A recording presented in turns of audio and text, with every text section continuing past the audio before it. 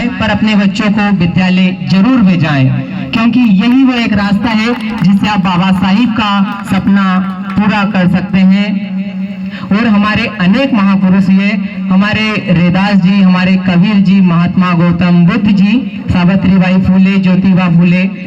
कबीर जी कहते हैं क्योंकि धर्म बहुत अच्छा भी है और बहुत बुरा भी है, पर उसका उपयोग हम कैसे करते हैं ये इस बात पर निर्भर करता है। हमारे महापुरुषों ने धर्म के रूढ़िवाद का विरोध किया है और कुछ पंक्तियां बोली है जो कबीर साहब कहते हैं कि कंकर पत्थर जोड़ के मस्जिद लिया बनाए, कंकर पत्थर जोड़ के मस्जिद लिया बनाए, ताचड़ मुल्ला बाग दे क्या बहरा हुआ खुदाए। तो बताओ कि उस खुदा को क्या बाग देने की जरूरत है?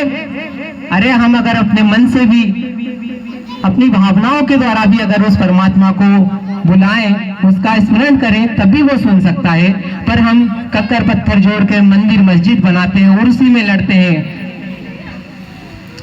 रैदास जी कहते हैं भारत की जाति व्यवस्था जो 3000 वर्षों से भी पुरानी है, अनेकों महापुरुष है, फिर भी आज भी हमारे समाज में इसका ऊंच नीच का भेदभाव का प्रभाव देखने को मिलता है। रैदास जी कहते हैं जब तक जाति नहीं जाएगी हमारे समाज का और हमारे देश का कल्याण होना बेहद ही मुश्किल है।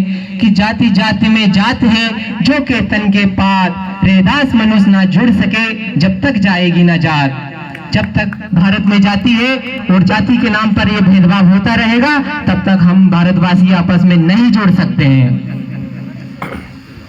अनेक हमारे महापुरुष हुए और हमारे ज्योतिबा फुले हुए जिन्होंने सबसे पहले हमारी माताओं बहनों, हिंदुस्तान में पहले किसी भी महिला को पढ़ने का अधिकार नहीं था। पढ़ने का तो दूर, उनको घूंघट, उनको सिर ढकने का, जैसे मुसलमानों में चढ़ता है ना बुर्का, वैसे हमारे यहाँ की भी महिलाओं को भी कुछ भी अधिकार नहीं था। बाबा साहिब ने सब दलित, ओबीसी, सवर्ण सभी महिलाओं को अधिकार दिए, जिसके कारण आज भारत के राष्ट्रपति द्रौपदी मुर्मू, प्रतिभा पाटिल और बहन सुश्री मायावती और अनेकों अनेक हमारी महिलाएं भी भारत में उच्चतम पद को प्राप्त कर चुकी हैं। तो बाबा साहिब का जो भी किए गए कार्य हैं, जो उनका हम पर एहसान है, हम कभी नहीं भुला सकते, ना कभी मिटा सकते, ना कोई, चाहे वो समय के अनुसार कम पड़े या हम लोग उन्हें भूल जाएंगे, पर हर एक दौर में बाबा साहिब का नाम अमर रहेगा। जब तक हम उनके अनुयायी, हम उनको आदर्श मानते रहेंगे।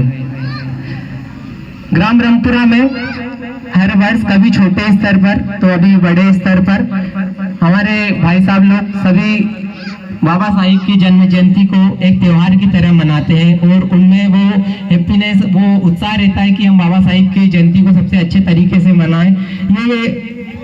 ये जरूरी भी है कि बाबा साहिब की जयंती मनाना इतना भी जरूरी है, पर उससे भी ज्यादा जरूरी है कि हम अपने समाज के बच्चों को शिक्षा की ओर ले जाएं। अगर आपके समाज में, आपके अड़ोस पड़ोस में कोई ऐसा व्यक्ति है जो पढ़ नहीं रहा है या जो भटक गया है मुख्य धारा से, तो हम सबका यही कर्तव्य बनता है कि हम उसे विद्यालय तक पहुंचाएं। जय भीम, जय भारत।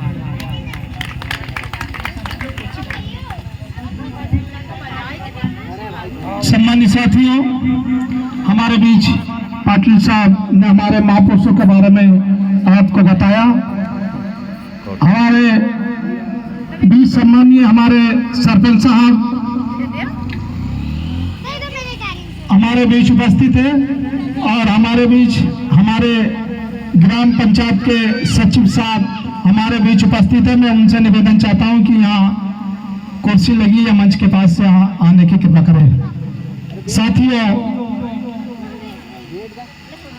हमारे महापुरुषों के बारे में हम क्या बता सकते हैं, अभी हमारे को इसी का थोड़ा सा अनुभव ही नहीं है, पर हम लोगों पढ़े लिखे लोगों के जब बीच बैठे हैं, चले फिरे हैं, तो सभी चीज हमको याद आई है।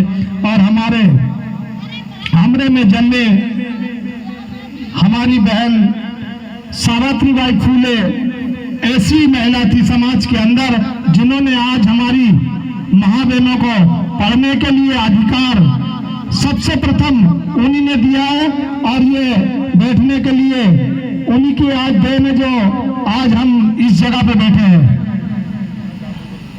हमारे बीच हमारे हमारे बीच उपस्थित होने जा रहा है। मैं सभी समिति के लोगों से निवेदन चाहता हूं कि वो सभी को यहाँ लाने की कृपा करें। कैलाश जी